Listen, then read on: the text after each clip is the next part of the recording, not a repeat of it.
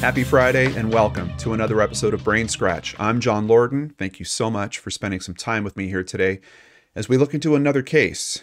And this is one that looks like it was right on the verge of being completely solved, of putting a suspect behind bars. As a matter of fact, in some way that does happen. We have some charges filed. We have a 15-minute jury deliberation, one of the shortest jury deliberations I've ever heard of. They come back with a guilty verdict, but we have a suspect walking the streets today. How did that happen? We're going to look into the case of Marjorie Gayle McCaffrey together and see if after over 12 years, there's some hope of her two sisters seeing justice, of her two children answering a very big question: where is my mother?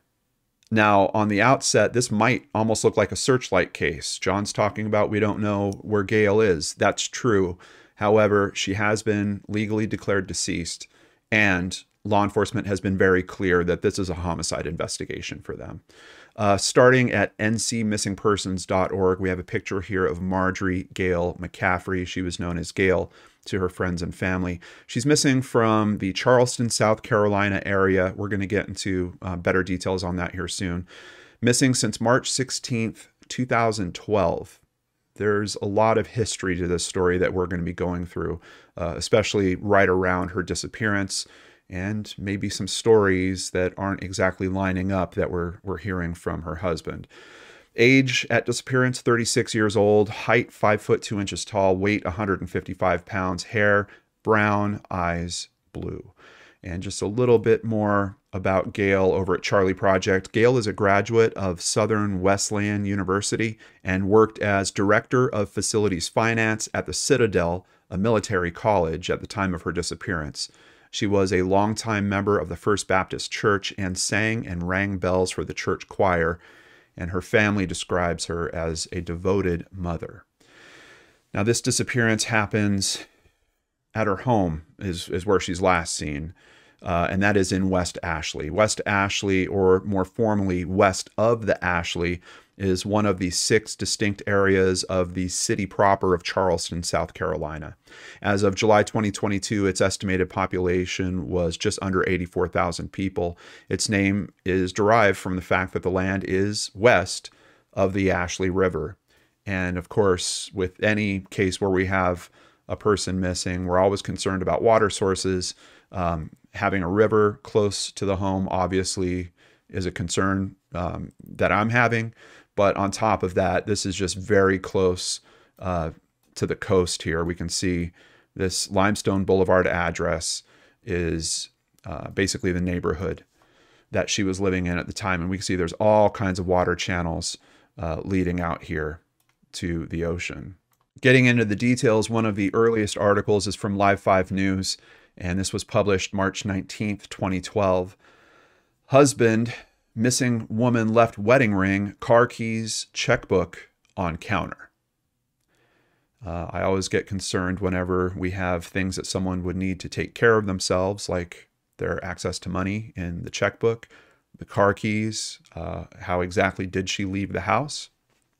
36-year-old Marjorie Gayle McCaffrey, who goes by Gayle, was last seen around 10 p.m. Saturday at her Limestone Boulevard home. Deputies say that they met with Robert McCaffrey, Gayle McCaffrey's husband, who appeared to be distraught and in a daze. And they met with him the following day. Essentially, she's last seen 10 p.m. Saturday. He apparently leaves for some reason. There's a couple of different variations. One of them is that he goes for a walk at some point early in the evening, I think to cool down. But he takes a really long drive Saturday night and says that when he comes back on Sunday, that she's missing, basically. At some point on Sunday, jumping ahead a little bit, much later, he decides to call sheriffs in, and they show up and start asking him what's going on. And that's where this information is coming from. And keep in mind, this is St. Patrick's Day weekend. So McCaffrey's husband tells deputies that he and his wife went out to eat on Saturday afternoon, and they returned home where they both got into a verbal fight. McCaffrey said that he took a walk around the neighborhood because he had a lot on his mind. And when he returned around 7:45 p.m., he saw his wife in the bedroom lying down on the bed. According to McCaffrey, his wife ignored him, and he left the house to go to their other house in Easley. McCaffrey told deputies that he left the Charleston home around 10 p.m. McCaffrey said that when he returned home the following morning around 6:30 a.m., his wife was gone. According to investigators, when deputies asked McCaffrey why he traveled to Easley at the last minute, he said that he was very emotional and distressed about his marriage and he wanted to get some space and time away. McCaffrey said when he returned home, he noticed that his wife's wedding ring, car keys, and checkbook were on the counter. He also told investigators that his wife had left a typed letter, which he gave to deputies. The couple's 2 children, ages 4 and 10, were at the residence when deputies were called out. I believe they were at that residence Saturday night, and according even to his story, we don't know at what time she left. There was some period of time where we have a 4 and a 10-year-old essentially at home alone through the night on this. So as I mentioned, Limestone Boulevard, the area that he's saying he traveled to is Easley, and that's about 230 something miles. I have another location tagged here we'll be talking about soon, but that's approximately 4 hours. And if the information's accurate about him leaving at 10, that's going to put him out in that area close to 2 a.m. What the heck is he doing out there? And of course, if we start thinking along the lines of, is he moving her? Is he trying to hide her body somewhere? This time frame gets blown out. And honestly, he's not back until 6 the next morning. So we've got a bit of a range of time there. However, I do want to keep in mind that we're getting this information based on what he's saying. So even his initial time frames of they went up that afternoon, I would think that law enforcement probably verified that. They probably went to the restaurant they went to, spoke to some people. The time frames after that, I'm seeing some mention potentially of some other family that might have been around. And keep in mind, we have a 10-year-old in the house. 10-year-old certainly going to be aware of what's happening and have a memory and be able to recall if there was anything strange or about what time of the day something might have happened. So unfortunately, or maybe fortunately, information from the 10-year-old really does not seem to come into play for anything that's been released through the media. And I would like to hope that those kids were just being treated with the utmost love and care through this. It's already crazy to me to think about the fact that they're at home alone while all this is going on. But so we know that she's out at the restaurant, but the time frame for that evening, I haven't been able to find anything to really kind of firm that up and tighten it up. And already this he left at 10 p.m. thing, it's going to kind of get screwed up with some other information we're looking at. So I don't know how accurate it is. I'm worried that either that time has already been fudged a little bit because he's trying to cover up for something that he might have done. Or maybe we just don't have the right details that are being released to the media about these timeframes, because this drive time just doesn't make a lot of sense for what's going on. And we do get confirmation that he's out here. As a matter of fact, we get confirmation he's out in this area somewhere around the 1 a.m. mark. So for him, unless he was flying, and even then, it's interesting because part of the confirmation we get is a speeding ticket, but he's not driving that fast. Yeah, this timeline is pretty challenging on a few fronts. Continuing at ABC News, officials say a check of the residence and immediate area did not locate any signs of Mrs. McCaffrey, and her vehicle was located at the residence. So they took a look, and that's another thing to keep in mind. If there was any obvious thing that happened in the house, the initial deputies did not detect it, and I can tell you later on when investigators get in there, they don't see any signs of struggle in the house either. The couple's 2 children, ages 4 and 10, were at the home. The children have been taken into protective custody as detectives investigate the incident. Very smart move, I think, in this case. We are investigating all leads, a number of leads and all possibilities, said Charleston County Sheriff Al Cannon. Mr. McCaffrey was in Easley, we know, at about 2 a.m., where he was stopped by a police officer and given a ticket. Okay, so 2 a.m., if he drove straight there from 10, that could make he could make the time for the ticket. However, we're going to get information. He stopped at another location before he got that ticket, and he was there for a while, and that's validated by information that he tells that officer. I'm giving that information out so folks up in that part of the state will be aware of this missing lady as well, said Sheriff Cannon. Robert McCaffrey was driving 64 miles per hour in a 45 mile per hour zone. Dash camera video released of McCaffrey traffic stop. So this actually came out a little bit later, but I wanted to jump to it to try to weave this information in for you guys. Investigators with the Charleston County Sheriff's Office say that McCaffrey was in the Travelers Rest area to visit a woman, which he hoped to become romantically involved with. The speeding ticket was written hours before the West Ashley man reported his wife, Marjorie Gayle McCaffrey, missing. So that is the other location that we have noted on the map here. And this is just close to the intersection that they mentioned specifically that he was pulled over at. It's interesting to me because when I first saw this, I didn't know that he was going out there to meet another woman. And I was like, why is he driving off in this direction? Like if he's going to this other home of theirs in Easley, why is he getting this speeding ticket up here somewhere? And of course, I was already thinking about the possibility that he might be trying to hide Gayle. But no, this is the area where he's going to try to meet up with this other woman. And we'll get much more details about that.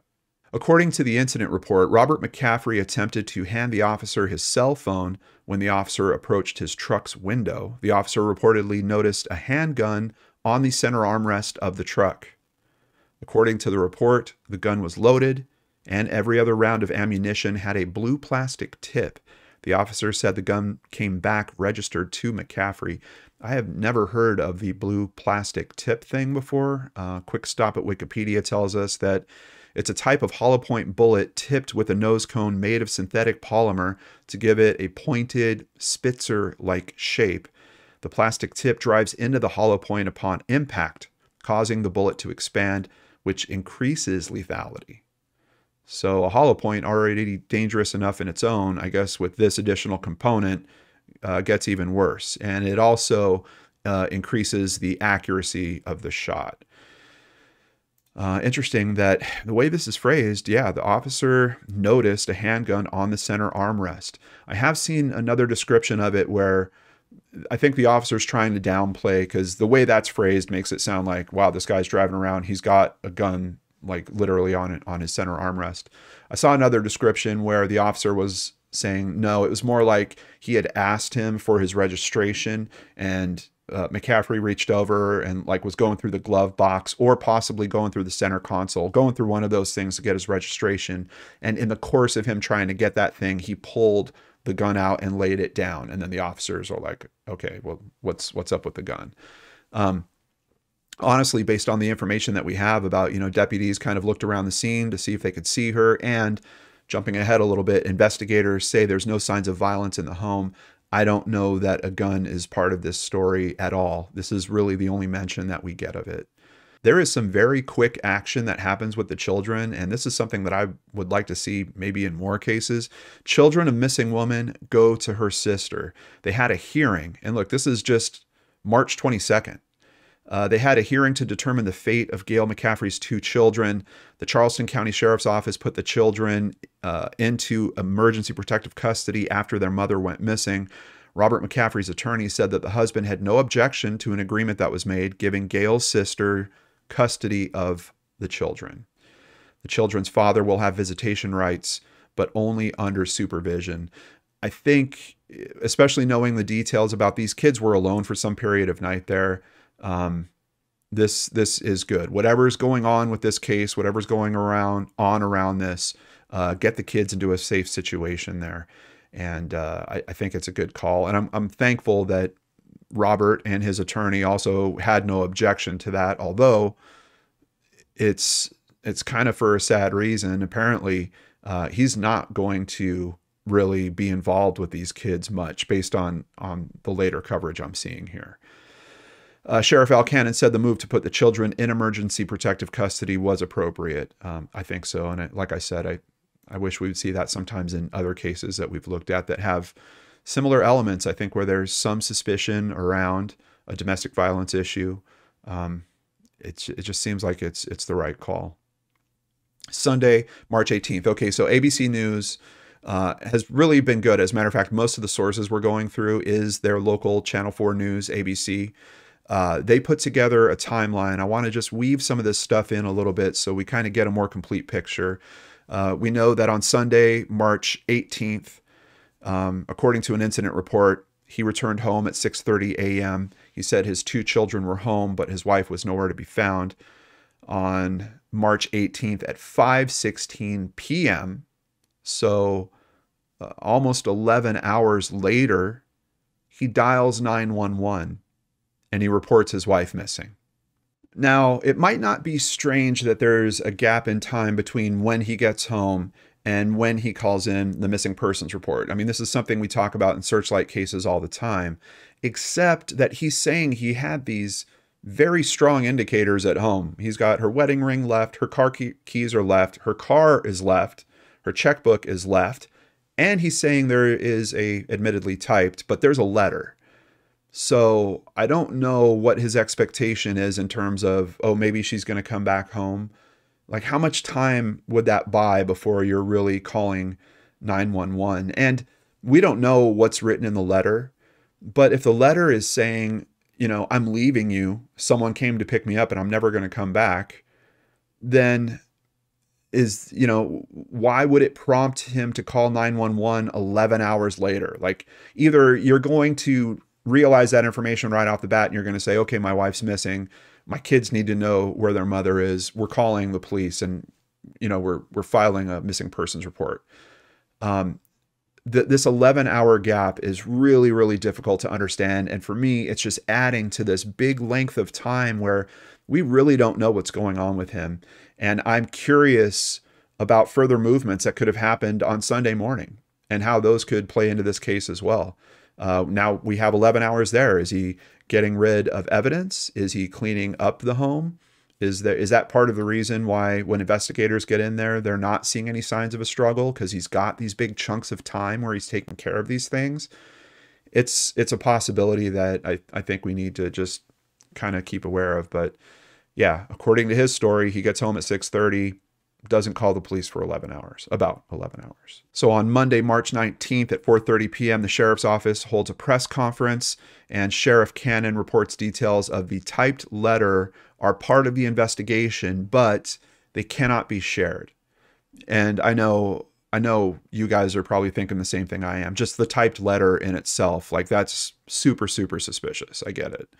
Tuesday, March 20th, 8 p.m., a resident of an area near the home of Robert and Gayle McCaffrey reports buzzards circling in the marsh area behind Furman Drive. Deputies venture out to the area and decide a search will take place during daylight hours on the following day. They do that search, but then they call off the search after a dead dog was found. They did search ponds in the area while they were out there, but effectively they believe that they found the source of the buzzards.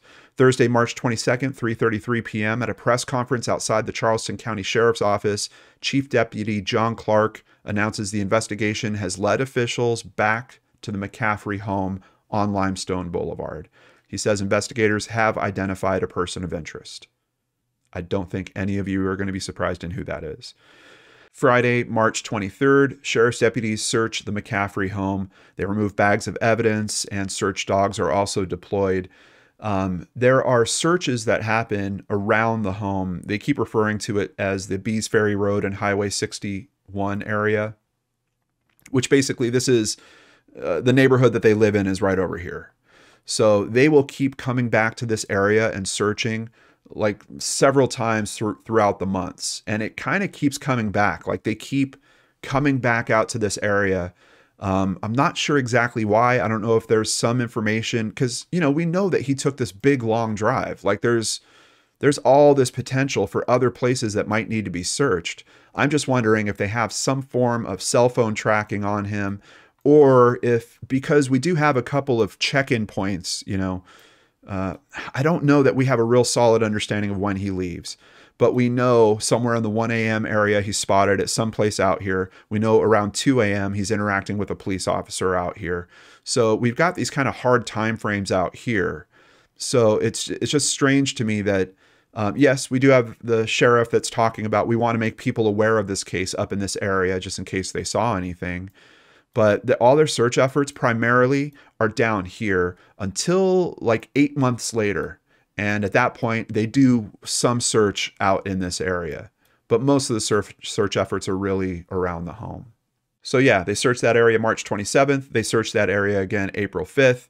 On the 1 month anniversary, the CCSO says that there are no new leads, no searches planned. On May 2nd, the Charleston County Sheriff's Office held a press conference announcing that the case had been upgraded from a missing persons case to a homicide investigation, and that Robert McCaffrey has been named not a person of interest, he's been named a suspect. They also announced the existence of another woman, a love interest of Robert's, who is cooperating with police in their investigation. Pieces look like they're coming together on this case, and quite honestly, law enforcement looks like this should be written as an example of how this type of case should be handled. Get the kids out of there, process these searches very quickly. It looks like things are going right. Detectives release photos in McCaffrey case, ask for public's help. Like, here we go. Now they're releasing a photo of what his truck looks like. They're releasing a photo of what her Jeep looks like in case he might have used that. I think they're probably starting to think along some of the same lines I am in terms of, we don't know about his time frame. What else could he have done on Sunday that might be obstructing the investigation? Pictures were released of a blue Dodge Ram pickup truck and dark blue Jeep Cherokee belonging to Gayle and Robert McCaffrey. Investigators are asking if anyone saw the vehicles in the early morning hours of March 18th, 2012 in the area surrounding Bees Ferry Road and Highway 61. So again, they're looking around the house. It's been a year since Gayle McCaffrey was reported missing. And unfortunately, the years really start ticking by here. Somber second anniversary.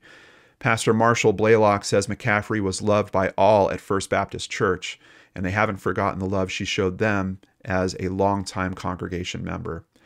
So today our hearts are still broken because there's still no definitive answers to what actually happened to Gayle, Blaylock said.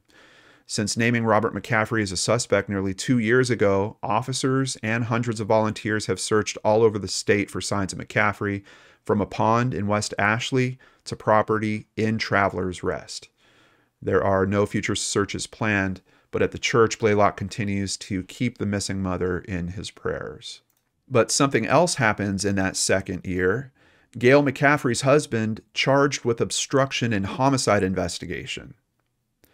It really looks like these investigators are running like the best possible methods for trying to pull this case together. You know, get the obstruction charge going, get him arrested, bring him back in, be able to question him further, plus start this whole discovery process. It just seems like this is such a good maneuver. I'm really surprised we don't see this happen more in other cases. You know, we kind of always hear about this, oh, we can't risk double jeopardy. Look, at this point, they're not trying to pin him with a murder charge. They're just saying, we don't know where your wife is, but we do know that some of the stuff you're telling us is not correct. And that's obstructing justice. We've got a missing persons case. We're going to charge you for that. So I think doing this, there is practically no risk in terms of double jeopardy when it comes to a murder charge. And honestly, that's part of why we're making this video here today. But let's get to these details. Bob McCaffrey was arrested after investigators found discrepancies in the story he told deputies and what they found in their search. Investigators were using the opportunity to question him for the first time in years. Perfect. We were excited, nervous. It's nice for something to finally be happening and for an arrest to be made, said Helen Bannock, Gayle McCaffrey's sister. Bannock says her family's ready to move forward after 2 long years of waiting. Unfortunately, they will be waiting a bit more. You don't even comprehend what the waiting is like. You know, it's one thing if someone is murdered and you find out what happened, but the waiting has been really hard on everyone, she said. So detectives determined that Robert McCaffrey was not truthful in his initial report to responding deputies and detectives, and that he knowingly impeded and provided misleading information, which hindered the Charleston County Sheriff's Office in locating his missing wife, an affidavit reads. The affidavit states the details that McCaffrey said about his wife's location in the home would not have been possible. I don't know exactly how they know that, and the only thing that we've heard through the press has been the detail about her laying down in bed and being non-responsive to him, which of course could have a completely different meaning in light of what we're talking about with this conversation now. But there's some point that they have about him saying she was somewhere in the house and they're saying it's not possible. That could also honestly be information maybe that came from an interview of the children. Further, the safe mentioned in a letter he claimed was written by his missing wife likely never existed, the affidavit states. So I know we haven't talked about this safe yet, but yeah, details come out that apparently one aspect of this letter is they had over $100,000 in a safe and that she took that when she left. Not the money, the safe, the whole thing. According to an incident report, the letter stated that Gayle McCaffrey found a safe with $110,000 and a gun, adding she would use it if Bob McCaffrey tried to find her. The letter also said she was having an affair. The letter closed saying that she would miss her children. There's another detail that I saw on this safe that says, because, you know, you could have that much money and a gun in a relatively small safe, certainly something that would be small enough for someone to take. The additional detail is that it's not a small safe, it's a large safe. It's a safe that weighs 350 pounds that supposedly she took. And for some reason, another interesting part of this story is that she actually got the code for the safe, stole the code for the safe from his phone, which if she had the code for the safe, why did she take the safe? Why wouldn't she have opened it, taken the money and the gun, and then left? So yeah, these stories not holding up to scrutiny, it seems like. The letter also said that she was the one having an affair. The letter closed saying that she would miss her children. He later told investigators that his wife had found the combination to the alleged safe on his cell phone, but a search of his phone showed no contact or information about a safe.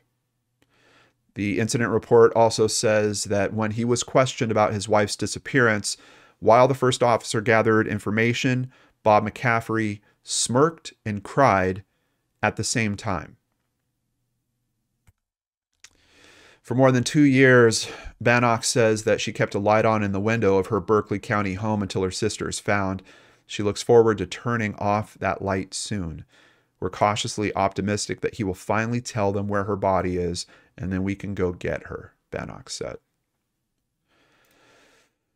Well, he's arrested one day and he's literally out the next. Robert McCaffrey bonds out of jail day after his arrest. Family members of Gayle McCaffrey said they were disappointed Robert McCaffrey had posted bail so quickly after it was set, but hoped investigators learned something while he was in their custody. The judge also ordered McCaffrey to surrender his passport. McCaffrey's attorney, Chris Lizzie, told the court his client had been working and living with his parents in North Carolina, adding he should not be considered a flight risk. Apparently, the judge didn't believe him, taking his passport. During the hearing, McCaffrey stood with his arms folded. He never said a word during the hearing. And looks like there's a picture of him doing exactly that.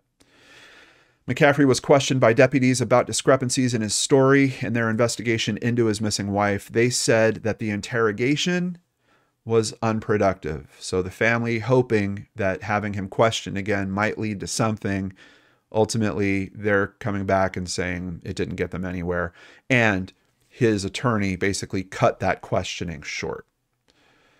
So I think it was a good play. Unfortunately, it doesn't seem like it paid off on that front, but the obstruction charge is still there. Yeah, he's out on bail, but that charge is still lingering. What happens with that?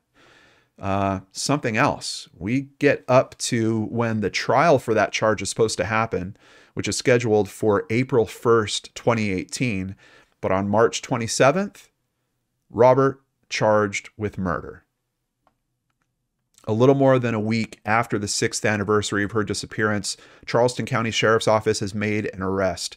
Gayle's husband, Robert McCaffrey, was arrested early Tuesday morning on a fugitive warrant in Dare County, North Carolina. This is something we've been waiting for a long time. Justice for Gayle, said her sister, Helen Bannock. We very much thank the police and everyone who has stuck with us for the last 6 years. What about that obstruction of justice charge? Still in play. They have that trial date for April 1st, but now they're making a run at this murder charge. And basically, they're taking their information and they're presenting it to a grand jury to see if they're going to be able to continue with that murder charge. According to reports, Robert eventually moved to North Carolina with a new love interest, which Gayle's sister believed was suspicious since it was only months after Gayle disappeared. To this date, Gayle has not been found.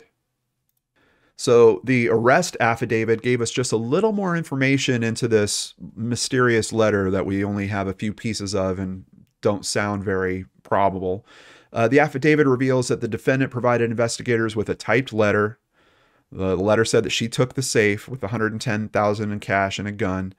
Investigators say that they spoke to people, and those people said the safe never existed. The affidavit also reveals that a linguistics experts determined that it was more probable than not that Gayle McCaffrey did not write the letter.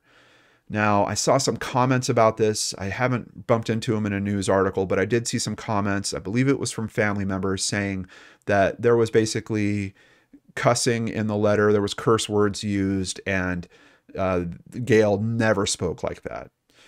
The letter also made mention that she was running away with her lover, Nikki. Investigators say that there is ample evidence that at the time of her disappearance, Gayle was making efforts to reconcile her marriage, including booking a romantic getaway for the two just 2 days before her disappearance. So they've got evidence basically conflicting what is coming up in this letter, and they're experts saying that letter was not written by her. Unfortunately, despite having what seems like pretty compelling circumstantial evidence, grand jury declines to indict Robert McCaffrey for wife's murder. Keep in mind, the investigators didn't find signs of a struggle at the house.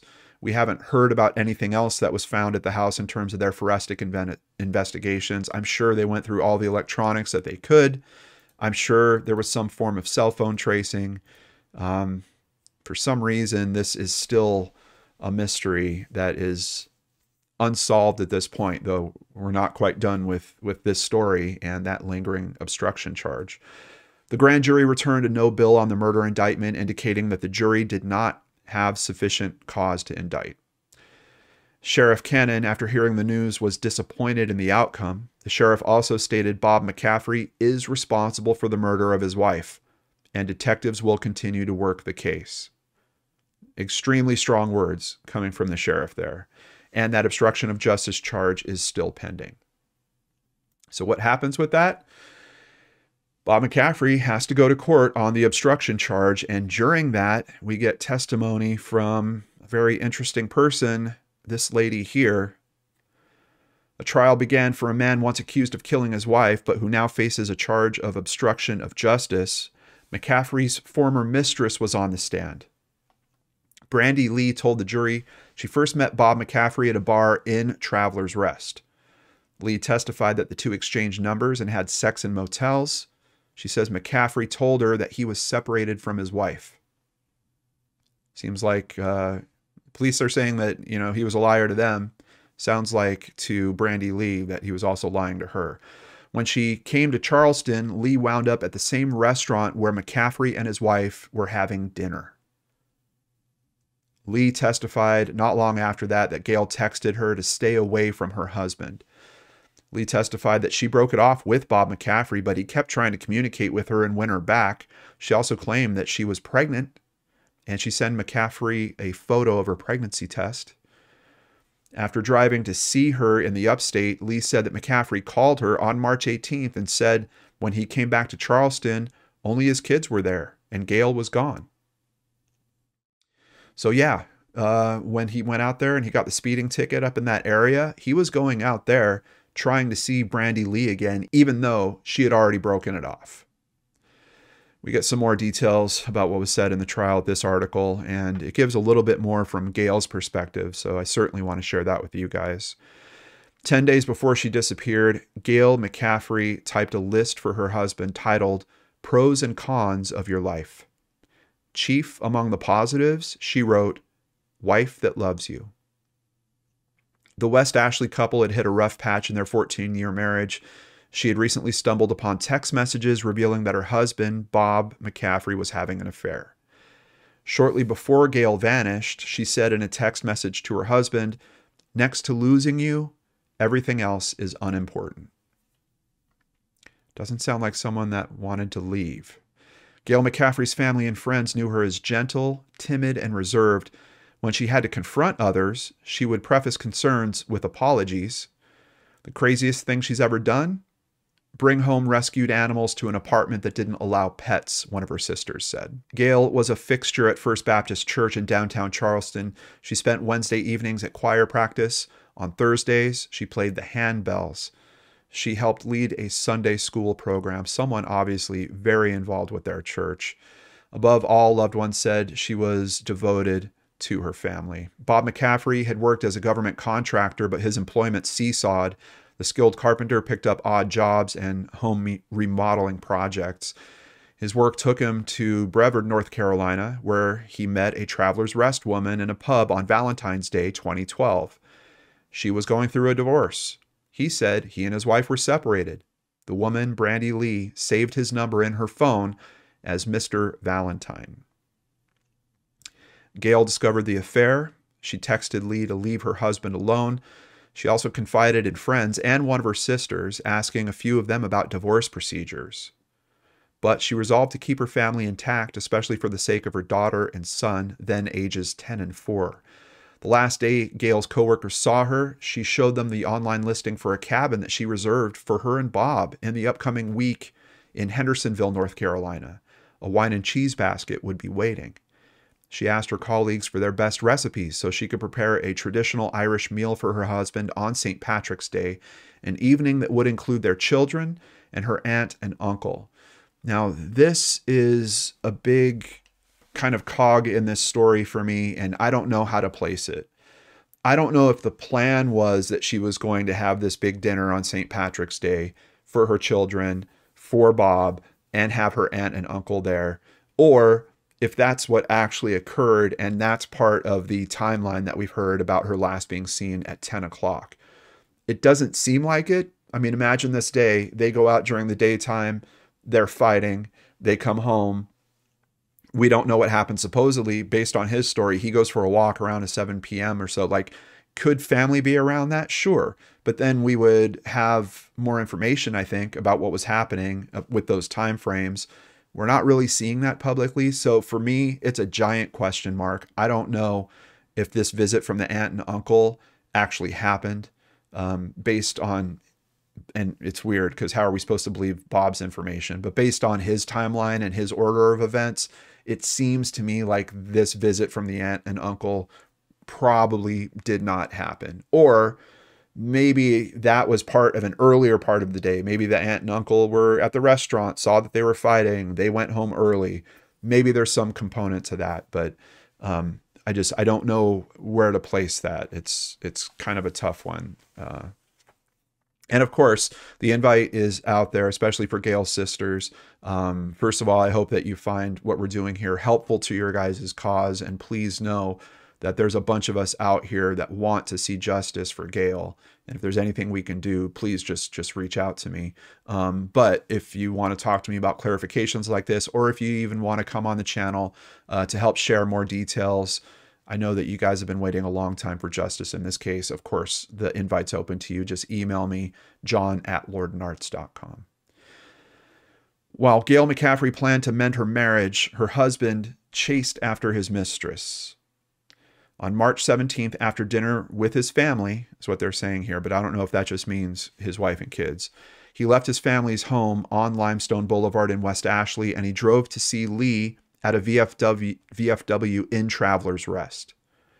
Lee played pool and sang karaoke, not paying Bob much attention when he arrived around 1 a.m. So that's where we get one of our kind of hard time frames. Her friend Denise Richardson watched as he stood stiff against a wall with his arms crossed. Apparently that's his move, standing there with his arms crossed, not saying anything. But so we have an independent witness and we have his former mistress basically saying at 1 a.m. he's out there. So that, again, that 10 o'clock time frame isn't working right. But it's also throwing a strange condition in terms of if he did do something to Gayle, where would he have put her and when? This time frame is so tight at this point. So I think that might be part of the reason why they're searching so hard around the house. I think their timeline, the timeline that investigators are looking at is probably leading them to the assumption of like, okay, we've got this, few hours here. He had to have done it in this time frame. And we know based on this order of events, he was at home around that time frame. So it has to be around his home. The only thing that kind of throws that for me is, yes, we have him in that area at 1 a.m. We have him pulled over by that cop around 2 a.m., but he's not home until 6:30. But even if he's driving straight home, that's about right. I was just thinking of the possibility, like if she was in the truck, through this meeting that he had at the VFW where he's, kind of creeping on his former mistress. But it doesn't seem right because he's pulled over. There's no way she was in the truck. I'm pretty sure an officer would have noticed that. So the time frame for when he would have moved Gayle is really, really tough to understand in this case as well. Unless, again, if we're staying open to this possibility of Sunday morning and that big 11-hour gap we have before he calls police. We've got a lot of time there. So maybe it was more about leave Gayle at home. Maybe he's even trying to tell us in that comment he made about her being in bed and being unresponsive to him. Maybe that's kind of a wink in terms of he left her in bed. I mean, think about it. You could do that to also kind of convince the kids, oh, mommy's just asleep. We're just going to go back into bed. And then maybe it would be Sunday morning that she would be moved. And when you're talking about an 11-hour time frame, I mean, that opens it up. He could have gone back out to that area, back out north. He could have gone any which direction and we wouldn't know, especially if he left his cell phone at home, which seems to me might be the case that we're dealing with here, just based on the limited information that we have. On Bob's drive home, an officer pulled over his pickup truck for speeding in Travelers Rest. He told the officer he was having problems with his marriage, drove 4 hours, so he's acknowledging it's a 4-hour drive, to see his girlfriend, and got blown off. Bob would later tell investigators he found his children asleep and alone when he returned to West Ashley at 6:30. He found the goodbye letter on the printer, he said. Forensic investigation on the computer, on the printer. I'd be really curious about that as well, to see when that print job was sent. And that's certainly something they could find if they took his home PC. Bob said that he laid on the couch and cried. Then he called his father, a retired police detective, who advised him to get an attorney.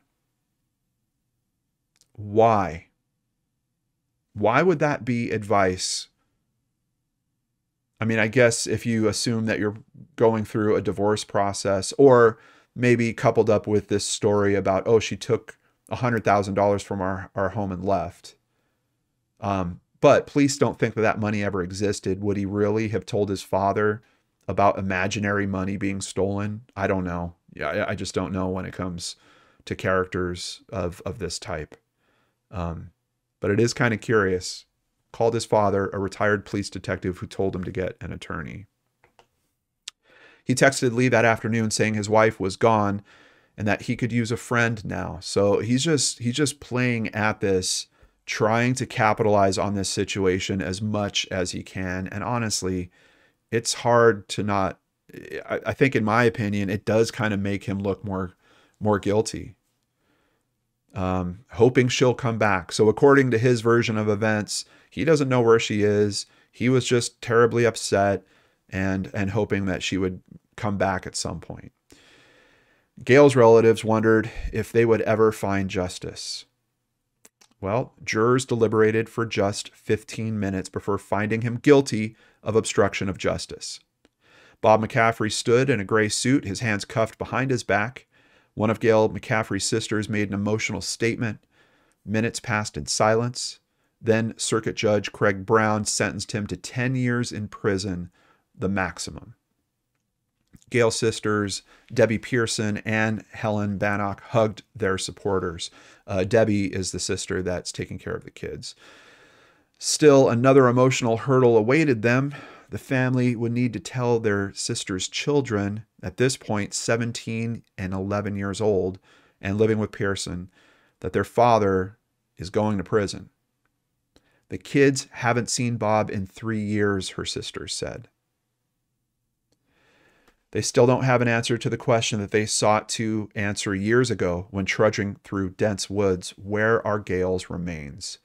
We still hope to find an answer to that, Bannock said, but we may never. And here are the two sisters. Now, this is taking place in, 2019? He's sentenced 10 years in prison. I don't know about you guys. I would assume that that means that he's in prison now, right? Well, a couple things happen. First of all, he comes up for parole in 2021. It's denied. He comes up for parole again in 2022. It's denied. He comes up for parole again in 2023. He waives it. He says, I basically think that he just didn't want to be rejected again, and he knew he would be rejected.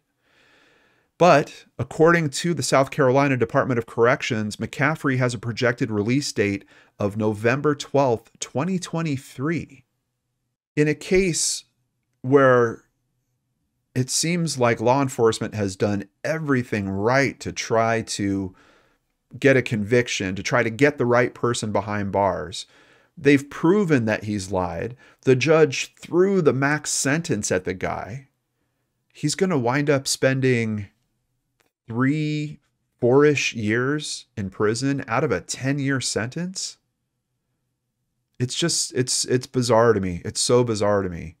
And unfortunately, you would hope that that amount of time would be enough for investigators to maybe find that other piece. Look, at this point, I think it's really a matter of someone is hoping that the remains are found in some way.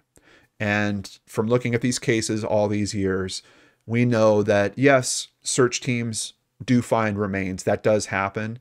But more often, it is a bystander that finds the remains. It's someone walking their dog or someone that's mushroom hunting. That type of discovery is more common. We just haven't had that happen in this case yet. And now, according to this article, this guy is going to get out of jail before that happens. As a matter of fact, he did. Robert McCaffrey, husband of missing woman, released from prison early. This is May of 2023. Robert McCaffrey has been released from prison and into the supervised reentry program as of Monday, May 1st. Officials said he's projected to finish the program this November. So basically, they're on track to let him out by November. This is the last kind of official word on him, but in subsequent articles that have come out, they're saying the same thing, that effectively he's been released as of 2023.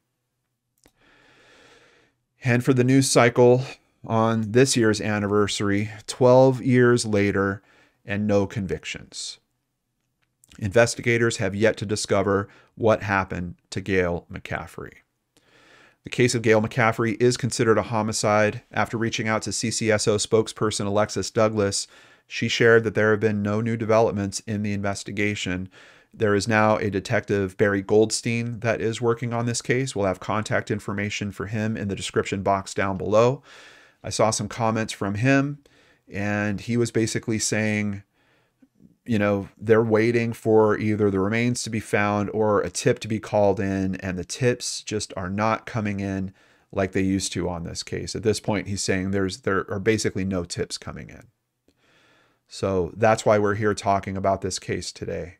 We're trying to get that person that has the information to pick up the phone and use it. Maybe give Detective Barry Goldstein a call. If you need to remain anonymous, he's willing to do that. If you don't trust talking to a detective directly, even if they say that we're willing to take anonymous information. We'll also have a number for Crime Stoppers in the description box down below. They will certainly keep you anonymous, just in case you don't trust this, which I think you can, but just in case, there is a number for Crime Stoppers as well. So this family left with this mystery of where is their missing sister, and I have some comments from a interview that they did a few years ago, but I think that these feelings still hold up, and I just want to share these with you.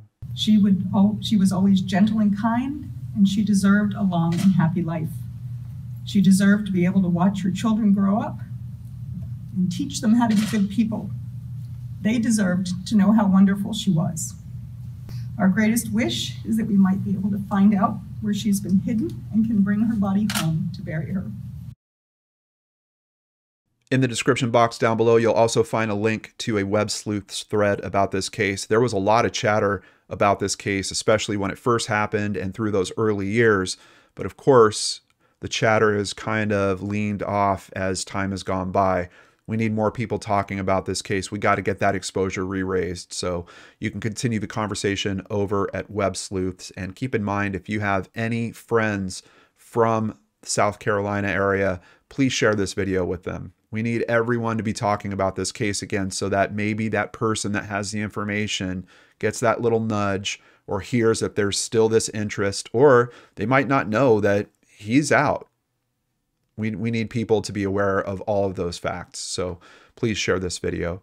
Also, there is a private group for discussing this case. I believe that it is managed by the sisters. I haven't been admitted to it yet, but I think it was someone from this group that actually reached out to me and asked for the coverage on today's case. So know that there's a link for that in the description box down below too, if you want to show your support and become a part of helping these sisters with finding justice for Gayle.